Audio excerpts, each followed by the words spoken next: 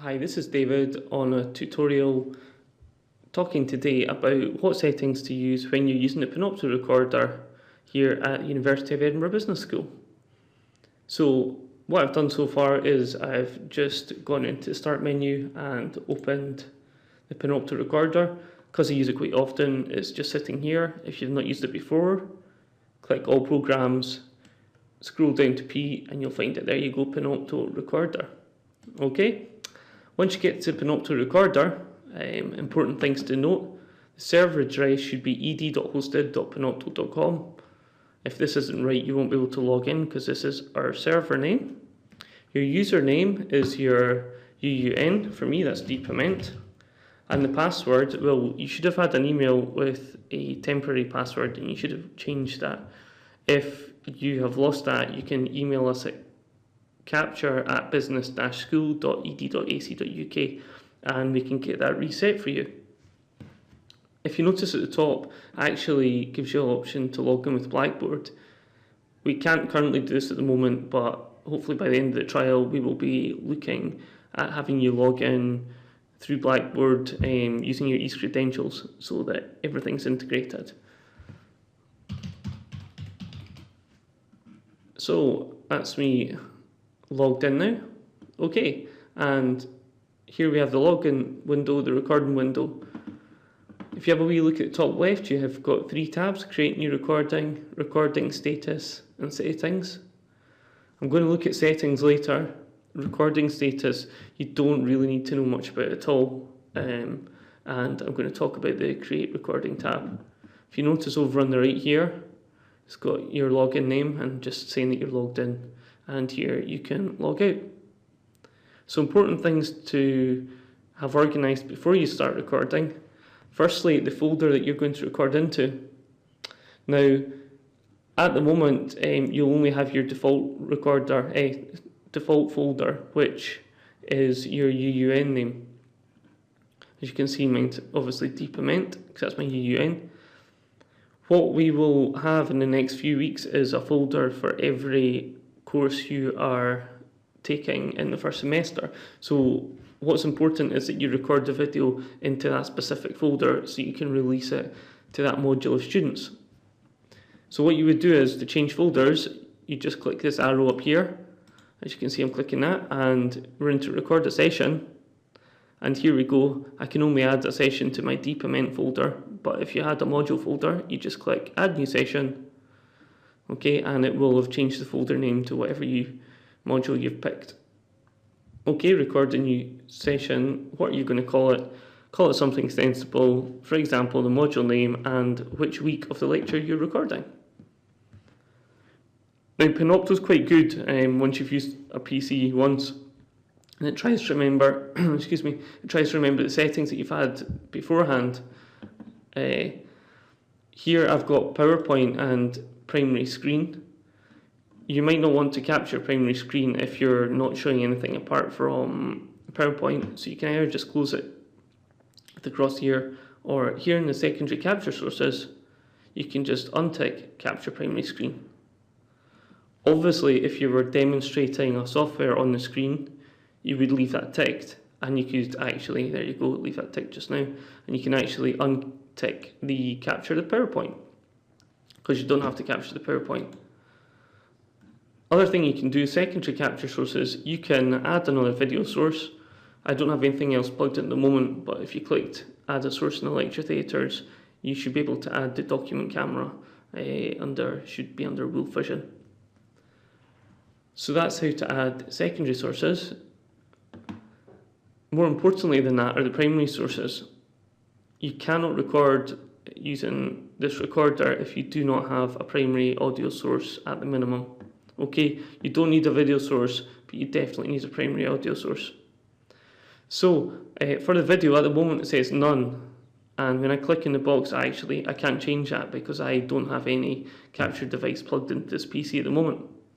But if I did, it would give me the choice there. Now what I've done is in every lecture theatre you will see an instruction sheet stuck to the desk. In the bottom right hand corner of that there's a big sign saying BizCap, and it tells you which primary video source to choose and which primary audio source to choose. So there shouldn't be any issues with not getting the right one.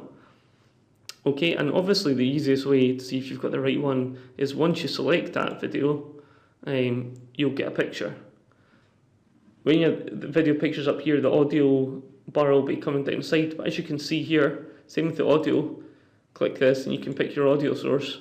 Again, it's on the sheet in the lecture theatres, and you can see that I've got audio. So that's the clearest way to know if it's working, and it's really important that you make sure you have got audio working at least before you start recording.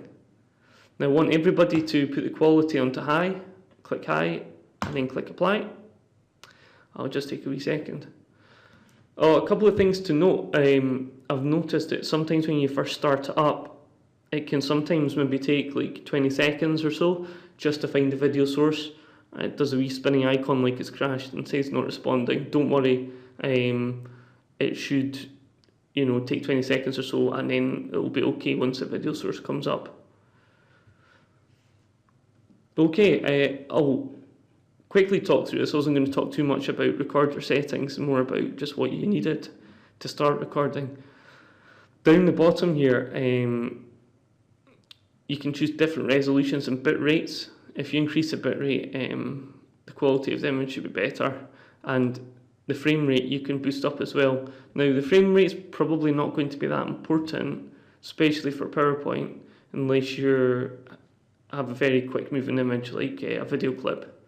Although if you're playing a video clip, you must have copyright to record that. The other thing about video clips is you can't record audio from the desktop. The only audio that is recorded through the microphone. That's there's a twofold reason for that. One, as I mentioned, copyright, and two, we didn't want to play audio from the desktop and have it coming back into the PC through itself, because it'd be quite easy to get create an audio loop, and that would cause a lot of problems in the recording. Okay, now you can change your settings. The PCs are in the lecture theatres are very highly spec'd, so it shouldn't be any problem. You can get up to 19 frames at 1000 kbps, but if you drop that to, I think you draw that to 500 or so, yeah, up to 19. Okay, I think 19 is the highest that you can get in high. So, recording status, what happens is when you're finished recordings, it'll say we will now take you to the recording status page, and here it will tell you you're recording and show you it's uploading. You don't have to do anything here. Once you've finished recording in here and you've clicked the stop button, then it will automatically take you here. That's fine, just let it do that. And then once you're finished, you must make sure that you close Binocto down. If you don't, what happens when you try and log out is that the computer won't let you log off. It will say waiting for this program. So you must just close this here or log out here. Okay. Settings here, I'm going to leave.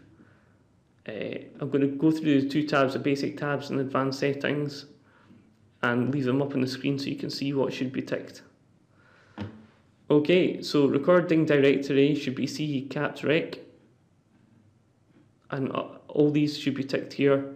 Don't really need to know what they are, but just make sure they're all ticked. Automatically upload recordings, yes. Okay. Advanced settings. Okay, in the advanced settings, I don't want to see anything ticked apart from auto for the fixed primary audio video stream synchronization. Okay, I'll go back to the basic settings. You can see there's two other tabs here. Disable hotkeys. There are hotkeys. Once you start getting used to using Binocto more and get more familiar with it, you can turn things like the hotkeys on if you want to minimize when recording, all that sort of stuff. That's going to be up to yourself. But with regards to advanced settings, please don't touch anything on the advanced settings. So that's it basically for the recorder. Okay, that's it. I hope this has been very useful. Oh, and the other thing is, certainly for the semester, which is semester 1 of 2013, do not stream live webcasts, please. We're trying to keep everything within Learn and everything controlled. Okay, thanks for listening. Bye.